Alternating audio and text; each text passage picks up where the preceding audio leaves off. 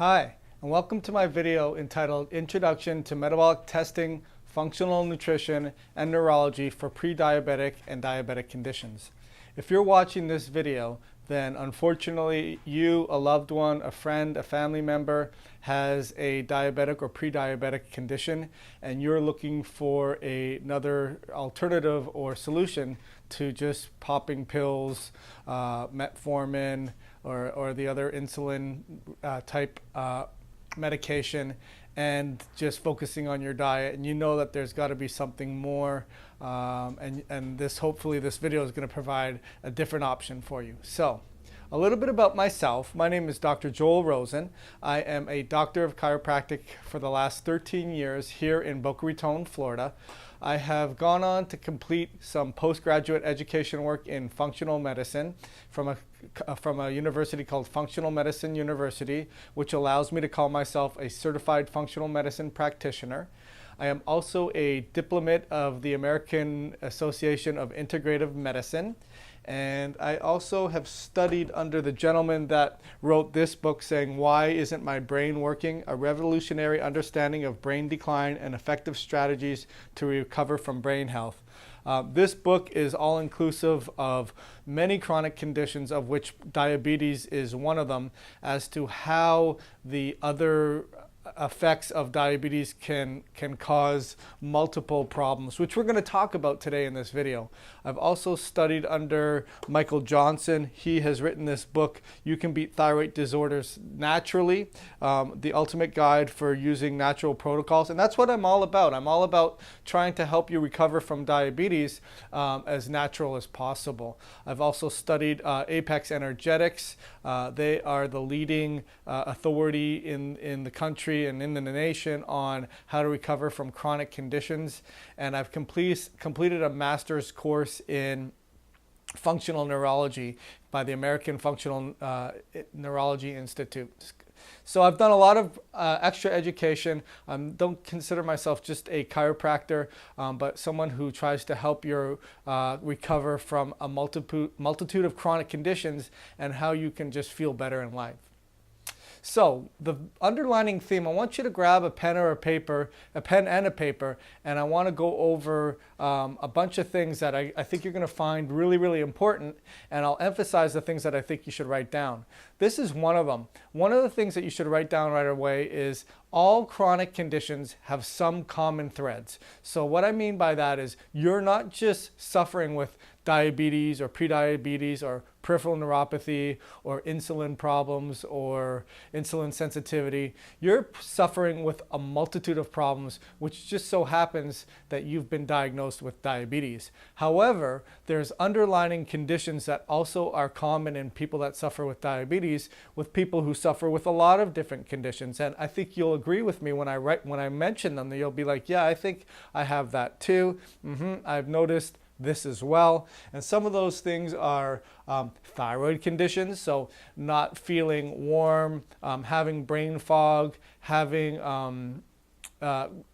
thinning hair, dryness of the skin, you're not able to have a fast metabolism. Those are some thyroid conditions.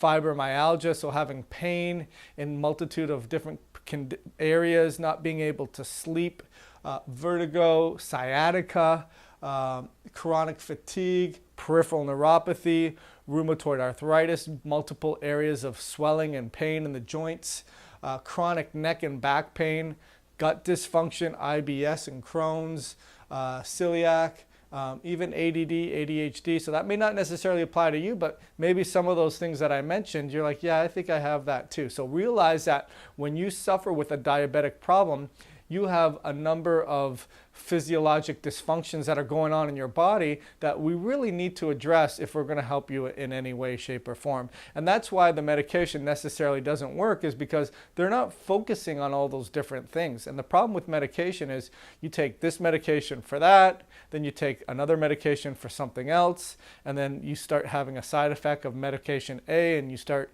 having a medication C for the side effect of medication A.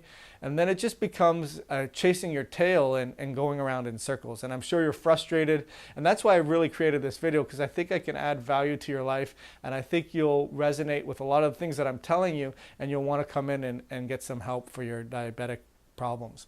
Some of the metabolic imbalances that are underlining threads to your problem are anemias, which we're going to talk about. So inability of your red blood cells to form properly or carry oxygen or B12, and then that creates fatigue in the brain, and we're going to go over that today.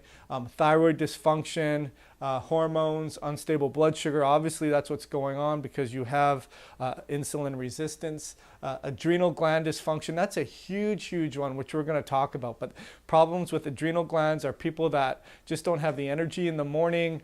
They crash in the middle of the day. They go to bed and can't fall asleep. They have brain fog.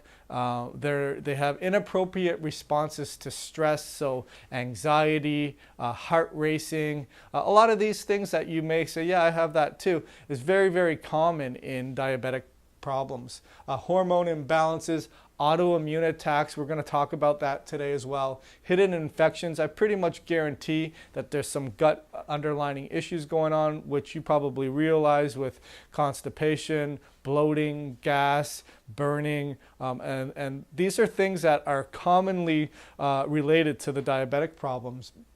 Food sensitivity, chronic inflammation.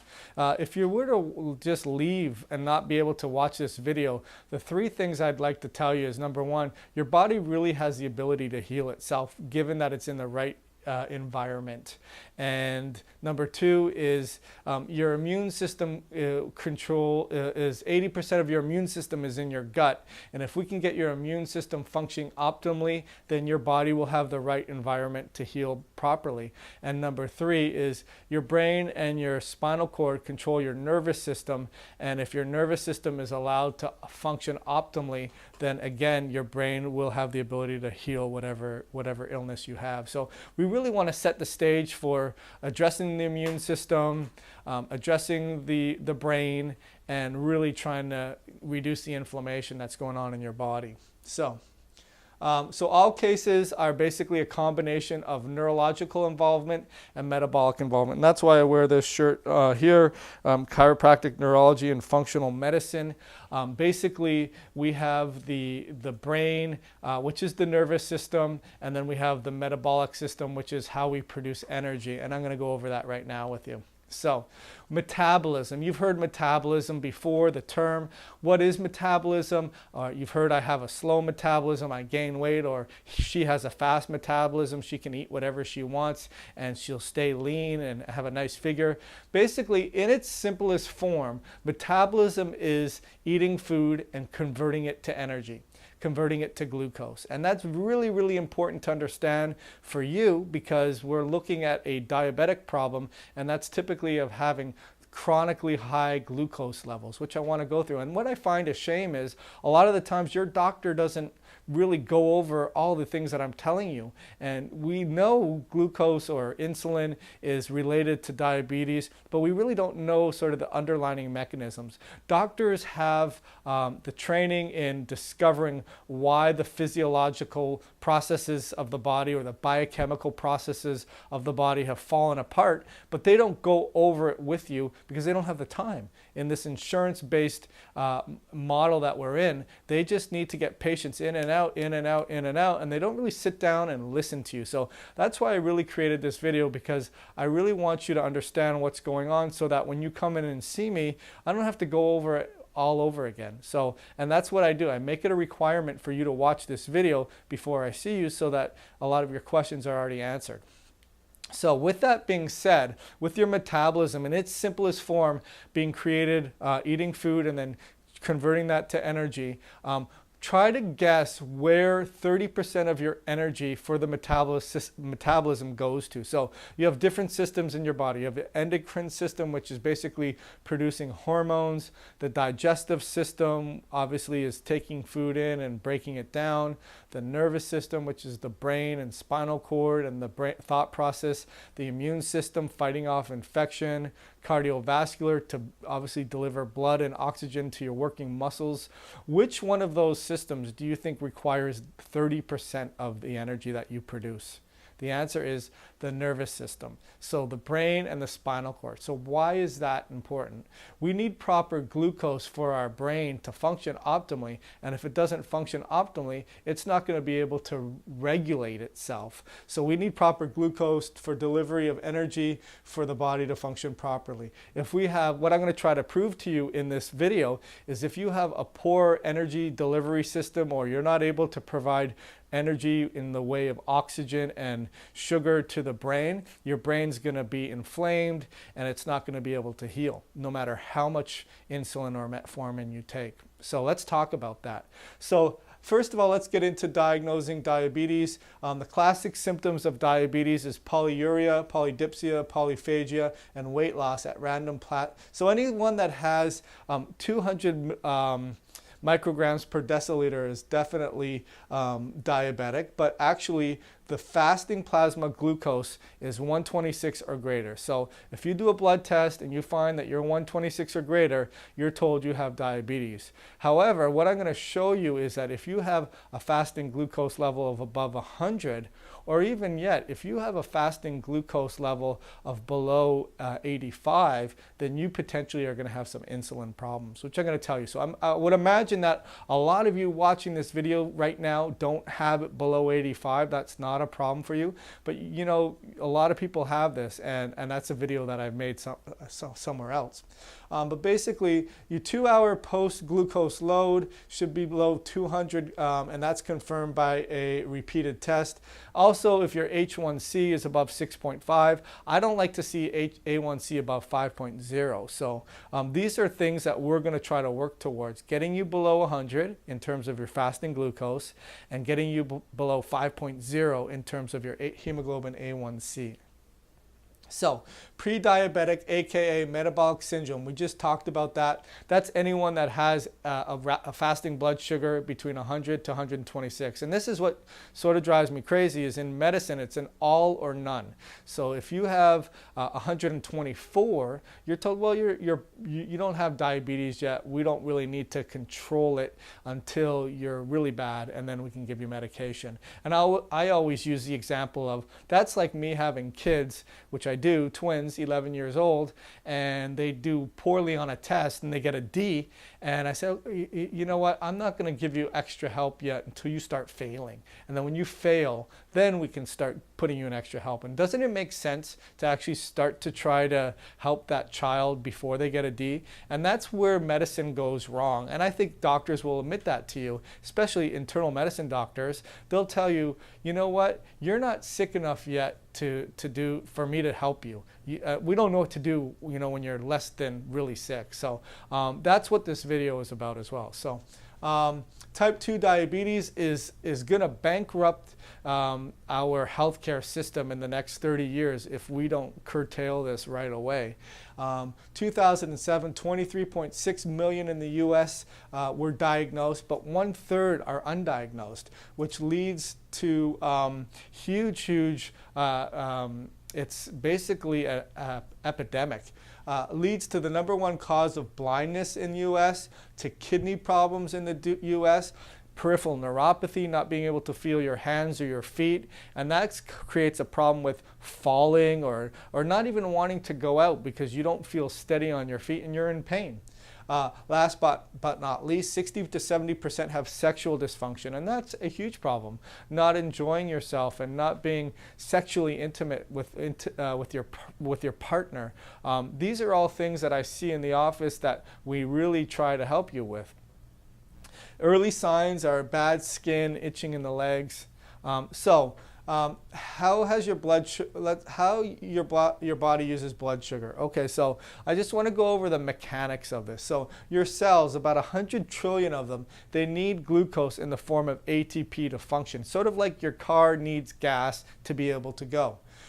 Insulin is sort of like the analogy of me opening the gas tank so that I can put the pump in the tank. Insulin allows the receptors to open themselves up so sugar is shunted out of the bloodstream. Cortisol from your adrenal glands, they help get the sugar into the bloodstream. So it's the opposite of insulin. Insulin takes sugar out of the bloodstream, and cortisol helps put sugar into the bloodstream. And when we're stressed, or we haven't eaten in a long time, or there's an infection, your cortisol levels will rise to put energy into the system, into your bloodstream, so that it could be utilized where it needs to be utilized. So we have stress, adrenal stimulation increases cortisol and increases blood sugar. So that's why there's a delicate relationship between insulin and cortisol, and that's what we need to discuss as well. So lifestyle causes of insulin resistance. So now ultimately what happens is over time, when your blood sugar levels keep going high and high, like we eat fatty meals, or we eat too much carbohydrates, or just too much calories in general, our blood sugars stay high, and then our insulin stays high. And then when that happens, your cells no longer listen to the messages that insulin is receiving. They almost be sort of like crying wolf. You tell the cells to take sugar too many times, they're tired, they're fatigued, they're no longer listening. So some of the reasons why your cells will no longer listen to the messages that insulin is sending out to say, hey, get the sugar out of the bloodstream and be utilized for energy, is that we're waiting too long between meals. How many of you, and I can't tell you how many of my patients, before they came here, they tell me they have their meal at 6 o'clock at night, and then they don't eat a breakfast, and then their first meal the next day is at 12 o'clock. So that's 6 to 6 is 12 hours, and then 6 to 12, that's 18 hours. There should be no longer than 12 hours between the meal that you ate before you went to bed or in the evening to when you wake up in the morning.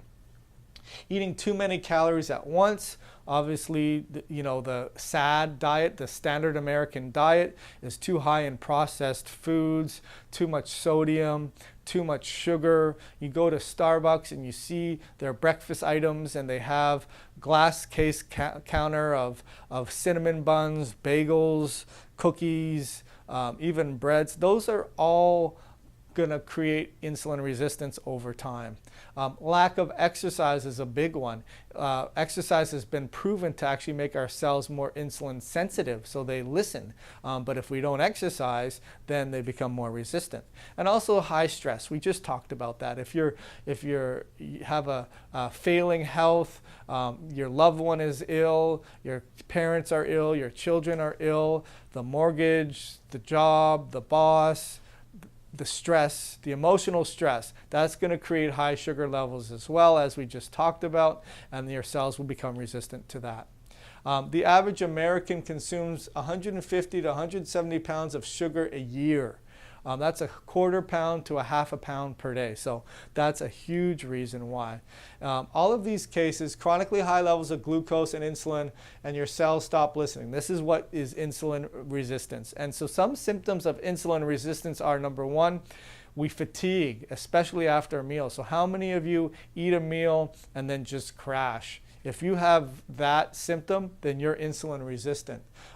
If you've done a blood test recently and your triglycerides are elevated, your cholesterol is elevated, your LDLs are elevated, then you have insulin resistance. Feeling like you're never full. I will go out for lunch with a friend of mine, and he can eat and eat and eat and eat, and he has insulin resistance. His cells are not getting the sugar from the meal converted into out of the bloodstream, and he just needs to eat and eat and eat. So what is the medical solution? Is more insulin. And that's like, having a child and yelling them and then yelling at them louder. Eventually the message just doesn't get received. And so the logic of, well, your insulin isn't working very well, that we're just going to give you more insulin seems effective in the beginning, but over time, once it's not listening, it's not listening.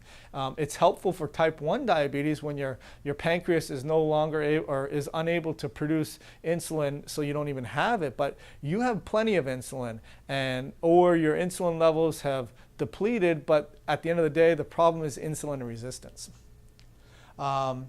Insulin, why use it? We bombard the cells with insulin when the cells don't even recognize it anymore. Sort of talked about what I just mentioned. Other signs of inflammation or high, other problems associated with high insulin is inflammatory conditions, weight gain, increased blood pressure. It increases the risk of cardiovascular diseases and cancer, creates low testosterone in males and high testosterone in females. It's just toxic to the brain. Just think about a blowtorch. If we had a blowtorch here and I took the blowtorch to the TV is not going to work very well. That's what inflammation is to your body, to your brain. It just doesn't allow the cells to function properly. The day you get on insulin, you're not going to be the same. It ultimately fails and your doses have to go up and up and up. And that's probably why you're watching this video, is because it's like, you know what, insulin is no longer working for me. I need to find another solution. So insulin resistance and weight gain is a vicious cycle. So what happens is we eat the food, it makes insulin. The cells resist insulin. They don't listen to insulin. So what happens is we convert those extra sugars to fat, to triglycerides, to cholesterol. We feel tired and we also feel hungry because no energy got into the cells. So what do? We eat food. And so this vicious cycle needs to be basically destroyed. What else causes what else controls your blood sugar? Your pancreas. Obviously, your pancreas creates the insulin. Your adrenal glands, we talked about that. Your adrenal glands create cortisol that help increase the blood sugar levels. Thyroid helps with glucose metabolism. Liver is a major storage site for glucose, and proper gut function, your immune system. So if, let's say you don't have a proper gut, a proper GI, 70% of your immune system is in your gut, this is going to cause problems with glucose metabolism. Or let's say you have a problem with your liver. If your liver is not functioning optimally, then you're going to have glucose metabolism issues. So why is your doctor not trying to fix the problem? They're just trying to patch things up and say, okay, go on and leave. But let's identify where you may have a problem with your metabolism in terms of your organs and your systems, and let's try to fix that. So how do we know if any of those are functioning optimally? Proper testing is the answer. So adrenal stressors, so let's talk about it. Why would your adrenals not be working properly? We talked about already having too much stress, but we may have food sensitivity. So you hear now a lot about gluten and the problems with gluten, but it's a serious problem. You may have, we're not manufactured or we're not evolved in the way that we digest these made proteins that our body tries to digest. Hidden gut infections, that could be a major problem for your adrenal glands. Poor diet, not creating enough oxygen, emotional stress. These are all things that are going to affect the adrenal glands, and that's going to create insulin resistance as well.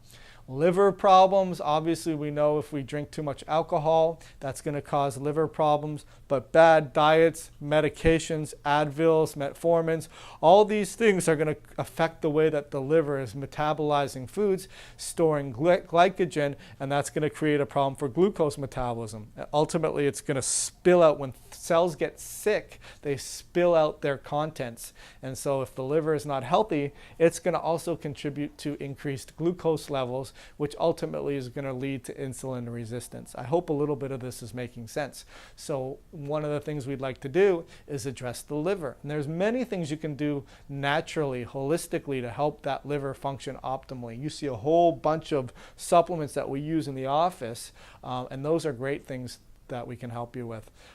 What would affect the thyroid? A lot of things. I mean, there's environmental toxins. There's the plastics in the cups that we use, or we drink out of water, or we put in the microwave, or there's just, I don't want to go on a side tangent, but suffice to say, we need to address the environmental toxins that are spilling into your body, namely your thyroid. And if no one's addressing your thyroid, then you're not going to make a full recovery in terms of for this diabetes. We'll go into the thyroid, but the lab ranges are way too wide. So a lot of people that do actually have their thyroid evaluated are being told by their doctor, you know what, you don't have a thyroid problem, your labs are normal, and they're not normal.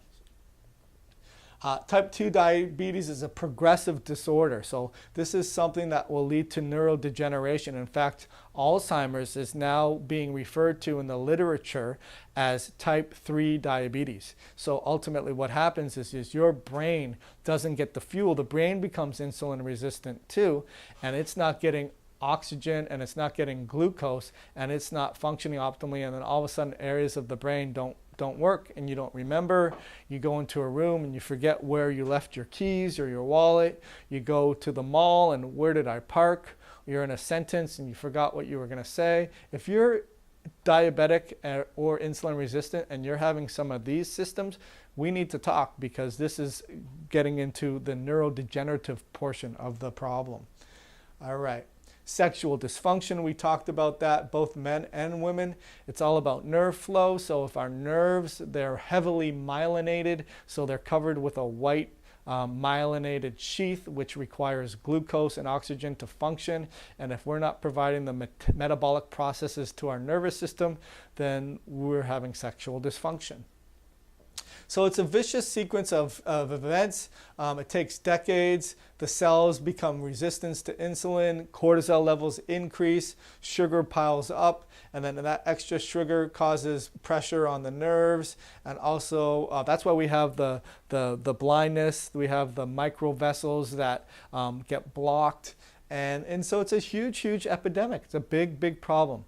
Another cause of diabetes is autoimmunity. So that's when our own immune system attacks our own cells. In this case, your immune system can attack the pancreas. 20% of people have this. It's initially thin to normal in weight, so patients are thin or normal in weight, and they may have antibodies to something called GAD, which is a little bit beyond what I want to talk about today, but suffice to say, it's an autoimmune condition, and it's important to catch this early. So, signs are anxiety, inner tension, stomach is always in knots. So one of the things we may need to work up on you is if you have an autoimmunity to some of the tissues in your body, taking insulin, obviously, and the cells becoming insulin resistant is not going to work, but taking metformin is not going to work either, because this is an immune problem. Your immune system is attacking and going haywire in your body, and it's resulting in this insulin resistance. Medication can cause insulin and diabetic problems. High blood pressure medication. Generic names are Antanol, Cartrol, Lopressor, Toprol, Levotol, Inderol. All these things are beta blockers that increase your blood sugar levels. Metformin, Glucophage, Fortamet, Glumetza, Riomet. These medications still neglect to get to the root cause of the problem. That's what we talked about. And effectiveness declines with time, and your pancreas stops listening. So it's not a shortage of medication in your body. If you look at any action of medication, they block the natural processes that are occurring in our body. And we need to facilitate and enhance the natural processes of the body. And remember what I said at the very beginning is if your body is given the right environment for it to heal, then it can basically recover from any illness. And I really believe that you can recover from your diabetes. So side effects of those medications also, there's not just the fact those medications are ineffective, but those medications stop being, have a lot of side effects. Things like lactic acidosis, so too much buildup of lactic acid in the muscles, that's going to be widespread pain. B12 deficiencies, that's going to be fatigue, diarrhea, nausea, vomiting, flatulence, abdominal pain, headache, shakiness, dizziness, sweating, nervousness, headaches. Don't I sound like one of those commercials that have a person running through the field and feeling great, but then for the last 2 minutes of the commercial, they're talking about the side effects? If you listen to those side effects actually mention many times the main reason why you're taking the pill. It's ridiculous. So anyways, a lot of side effects for the pills and medication that we take. Blood glucose levels can be checked with 5 very important blood chemistry markers. So let's talk about how we figure out what's going on. When your body becomes insulin resistant, it takes that extra glucose and turns it into triglycerides. So if we see high triglycerides, high cholesterol, high LDLs, we know that there's a lot of insulin resistance. This is why you gain fat when you're insulin resistant and you're unable to control your blood glucose levels. You will not be able to shed this fat. So a great side effect, if you will, of helping someone recover from and normalizing their blood sugar levels and helping them become insulin sensitive is weight loss. How about that side effect? Seems a lot better than those other side effects we just mentioned. Blood glucose levels can be, we just mentioned that, I'm sorry. Actually, let's go back. We really want to have our triglyceride levels between 75 to 100.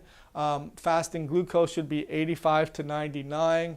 Cholesterol should be 150 to 200. I really don't want to get started on cholesterol lowering medication, but you know, up until 1980s or so, the reference range for high cholesterol on the high end was 320, and we still found that to be safe. But what happened was a patent came along, and drug companies got a patent to be able to lower your cholesterol, and so now they can make a lot of money. So, you know, shockingly enough, what happened is now the upper end of the cholesterol level was 220. They brought it down with one foul swoop to 100 points to 220. So more often than not, there's more problems with lower cholesterol than high cholesterol. And I can talk a little bit about that with you as well.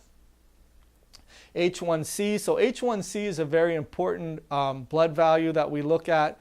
Basically, it's the best marker of the severity of the sugar. H1C is a 3-month average of your sugar levels. Sugar is a sticky substance, and what happens is sugar or glucose will bind to your red blood cells, and when they bind to the red blood cells, they'll stay around for up to 3 months, and you can tell what your average blood sugar levels were for 3 months. And that's what I said, I like to see that pretty much below 5.0. 4 to 5.9, but from functional medicine, 5.0, which means what's healthy. All right, so the keys. Controlling insulin and cortisol levels is obviously going to be a key. Making sure your thyroid is working optimally and your liver is working optimally. You have optimal gut function. Controlling the inflammation in your body by removing the sensitive foods like gluten, dairy, eggs, soy, and that's a big start. Here's a list of things that you can do to get blood sugar levels going. Avoid products. So these are the things I want you to write down. If you don't come in and you're finding you want to get some value out of this, avoid products that contain refined sugars, high fructose corn syrup, agave syrup. That's really a nuisance that was marketed as a healthy thing, but it's not healthy. Artificial sweeteners, a lot of neurotoxins in there, fruit juices, white flour. These are all things that are going to skyrocket your blood glucose levels. Eat more frequently. You don't want to let too much time go. You want to control that blood sugar throughout the whole day. No more than 3 hours between meals. Eat protein with every meal, as well as a nice dietary fat, cheeses if you're not sensitive to milk, Greek yogurt, eggs, lentils, nuts, peanut butter. All these things will help lower the glycemic index, or how quickly the sugar gets into your bloodstream, and that will keep you satiated for a lot longer. Avoid stimulants like caffeine or nicotine. These are going to drive your adrenal glands, which when adrenal glands secrete cortisol, going to spill blood sugar or sugar into the bloodstream. And exercise. Exercise at least 20 minutes a day, keeping your heart rate somewhere in a moderate pace, feeling like you can still talk. You know, if you have a neighbor beside you and you're on the bike, if you're going too fast and you can't get your breath, you're probably working too hard. And also talk to me about some of the supplements we use. We use something called Glycemovite and Glycine Synergy. And the Glycine Synergy is with a meal, and then this is in between meals. And every nutrient in here has been heavily researched as to their effectiveness in terms of helping the cells become more sensitive. So those are things that we use specifically in the office. Yeah, we just talked about that. So what are some of the neurological consequences of type 2 diabetes? That's what I really want to get into this next little part. You can cause dysfunction anywhere in the brain, and I think it's really important to talk about this, because if you were saying yes to you don't know where your wallet or your keys are, or where you parked your car, or your handwriting is changing, or you're just not as quick on the ball, then, and you have diabetes, then don't just think of this as a normal sign of aging. Normal sign, you don't have to have brain decline at the extent that you have when you have a lack of sugar being taken into the cells. So let's go into that. The body-brain connection. Your brain is a sensory organ. And so everything that you experience in your body is really experienced in your brain. Your brain helps you stay alive by constant input. So gravity helps stimulate your brain. Your muscles stimulate your brain, your eyes, your skin, touch, smell. All these things obviously stimulate your brain. That's how it's related to your body. But the one that stimulates the brain the most on a constant basis is gravity. There are three parts to the brain. There is the cerebellum, there's the central brain, or the cerebrum, and there's also the brain stem. So I want to talk about that relationship. Sensory input from the body goes to the same side of the cerebellum, and it also goes to the other side of the brain. So in Neurology 101, my left side of the brain controls the right side of my body, and the right side of my brain controls the left side of the body. So when stimulation comes up into my body from the left side, it crosses over to the right side of the brain, but then the right brain sends it to the left cerebellum. And that's basically how that works.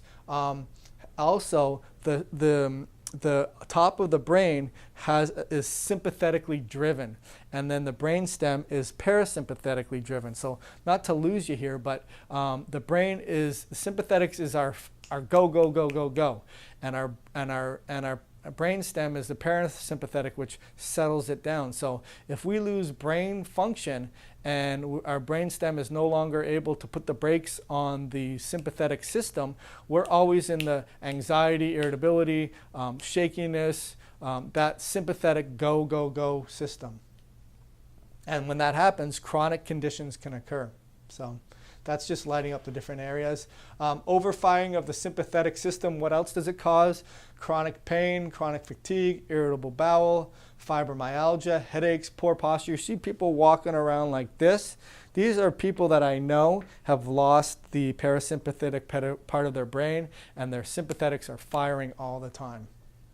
Blurred vision, increased sweating, difficulty sleeping, dizziness and vertigo, heart palpitations, cold hands and feet. If this is making sense to you, then we need to get you in and work on you neurologically as well. And there's easy things you can do. It's not about medication. It's about stimulating that upper part of the brain and the lower part of the brain, so that, and these are home-based exercises that you can do. When the cerebellum doesn't get enough, so that was talking about when the brain stem fatigues. Now when the cerebellum fatigues, we also have loss of balance, vertigo, chronic neck pain, clumsiness, disorganized thinking. These are all things that you'll see with the cerebellum fatiguing. The frontal, parietal, temporal lobes can fatigue. This will result in the lack of inhibition, so we just mentioned that. Upper brain can cause difficulty with anxiety, difficulty with memory, learning difficulties, can't be focused. So remember what I talked about is you're not just suffering with diabetes, you're suffering with a bunch of different things that need to be addressed. Changes in handwriting, lack of motivation, all these things. This happens from chemical stress, emotional stuff. Basically, there's fewer nerve impulses going to the brain. Chemical stress, again, could be anemia, blood sugar problems, food sensitivities, poor diet. So you see how all these things are really, really related? There are metabolic problems that create nervous system imbalances in the brain, which we talked about. Emotional stressors causes insulin problems through the adrenal glands. High insulin and glucose levels cause a breakdown of your brain and nerves. So basically what we're talking about is we have a metabolic problem. We're no longer able to convert energy, food into energy, because insulin resistance stops the sugar getting into the bloodstream. As a consequence, that sugar, if it doesn't go to the brain, and then different parts of the brain that are responsible for different functions stop working, and then we have all these symptoms that we're talking about here. So basically, high insulin levels equals brain and nerve degeneration. We talked about that. So how do we know if we have all of these problems? Obviously, proper testing. So let's talk a little bit about proper testing between the normal ranges and the lab ranges. Functional ranges are a lot more narrowed than the lab ranges. I see a lot of patients that come into my office and they tell me that, yep, nothing's wrong with me. My doctor told me my lab tests were normal. And they're not necessarily healthy ranges. They're just not wide enough to be considered sick ranges. So what we talk about is the functional ranges are very narrowly skewed and the abnormal ranges are very widely skewed. So one of the first things we do when we start working together is we look at your blood ranges from a functional range and say, hey, Mr. Jones, did you realize that you had an infection going on? And no, I didn't realize. My doctor told me my white blood cells were normal. Well, they're not necessarily normal, they're just not in a healthy range. And from a functional, what's considered healthy range, you have signs of a bacteria infection or a viral infection. So just as an example, glucose, the traditional high and low ranges are 65 to 110. But from a functional, it's 85 to 100. One of the things I love to show is thyroid. Traditionally, it's 0.3 to 5.7. Functional ranges are 1.8 to 3.0. So that means let's look at hemoglobin A1C. The traditional ranges are, sorry, this is not A1C. This is just hemoglobin. But let's look at the glucose. So if you're told you have 101 or 102, you're told you're normal. But really from a functional range, you need to start addressing that before you need to be put on medication, which isn't going to work anyways. Based on your history, we like to do a complete blood count if it's needed, thyroid markers, A1C, lipids, autodifferentials, looking for anemias. We like to do salivary testing for your adrenal glands. We talked about how important that is. We don't like to look at the blood readings. A lot of patients say, yep, I got my cortisol reading and it's fine. And I look at it and it's one reading and it's the blood. We want to look at the saliva values and how they're performing throughout the day. So we take 4 samples. We also want to look at maybe stool ecology. Is there a bacteria or viral? Is there a parasite that's tearing up the gut and not allowing you to convert sugar or metabolize sugar? Food sensitivities, we look at leakiness in the gut. We like to look at whether or not you have a sensitivity to a food or intolerance to a food. So we look at, are you sensitive to, should you be eating dairy? Are you creating an immune reaction against soy or egg or gluten? So those are the tests that we need to do. So basically, your brain needs proper fuel and it needs proper activation. Your brain's a muscle, and if it's not getting the proper stimulation with the nutrition, it's going to start to fatigue. So that pretty much by now hopefully makes you understand what makes our office different. We help people neurologically and we help them metabolically. And I want you to know that I really peel away all the layers, if you will, of the onion to be able to figure out what's going on with you. So you're not just another name. You're not just Mr. Jones. You need to go on this, work with your diet, exercise. We're fixing the liver, or we're addressing the liver, we're addressing the thyroid, we're addressing the gut issues, we're addressing the adrenal glands, we're looking at the neurological system to figure out what areas of your brain are fatiguing, and we're providing a solution to try to fix those things. Again, so we have the cerebellum, the midbrain, all these different things can create different problems in your body. And we want to put the whole pieces together. So what's next? I congratulate you for watching this video up until now. Basically, this is where I give you my offer. We do a 2-visit eval. On the first visit, I do a complete neurological exam. We look at your large diameter afferents. We look at 2-point discrimination. We look at your vibration sense. We look at your reflexes. We look at your balance. We look at your eye movements. We look at your smells. We look at how fast you're able to move at your gait. A very, very involved neurological examination, at the end of which I'll be able to tell you what areas of the brain are fatiguing. We get you to fill out a metabolic assessment form and a functional brain assessment form that tells me what parts of your metabolic system are fatiguing. And I want you to be with a spouse, because the last thing I want to do is do all this stuff, or a loved one, if significant, if you have one, because I don't want you to go home and say, yeah, Dr. Rosen did all these things on me, and I don't really know what they were, but I had a lot of things messed up, and it's just very, very frustrating. So please bring someone with you if you can.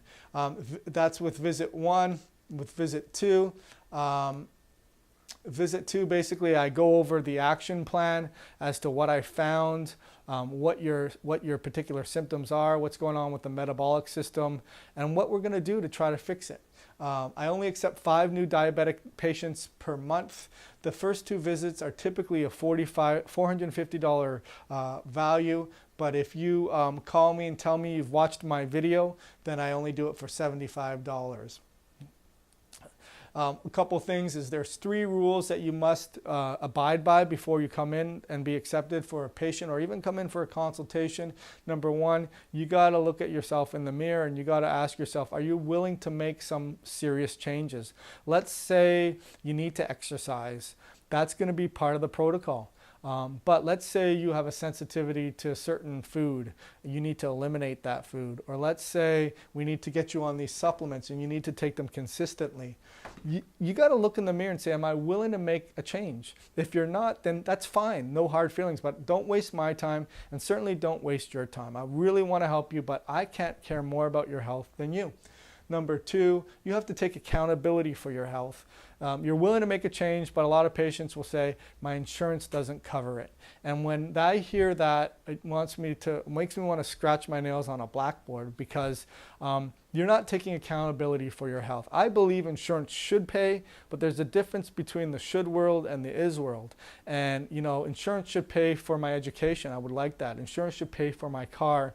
Insurance should pay for my car to get fixed, and insurance should pay for my house. But it doesn't. But I valued that, and I took responsibility, and I did it. So insurance pays a small portion of what we do, but it doesn't pay a lot of what we do.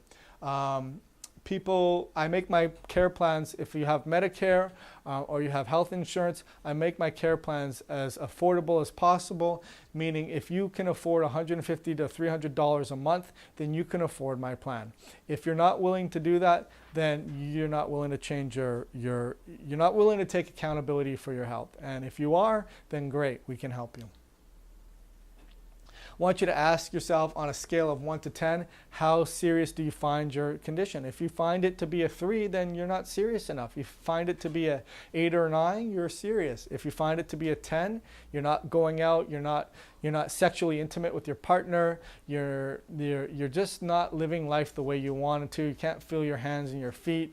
You don't remember where you were or what you did, and you fatigue all the time. If that's getting to be a problem for you, and you've watched this video and you've decided that you want to change, awesome, give me a call. On a scale of 10, how serious are you about eliminating this problem? Like I said, I can only accept those that are truly committed. So I want to thank you so much for watching this video. The best way to get in contact with me is calling my office, 561-883-0090, or you can email me at info@bocahealthcarecenter.com.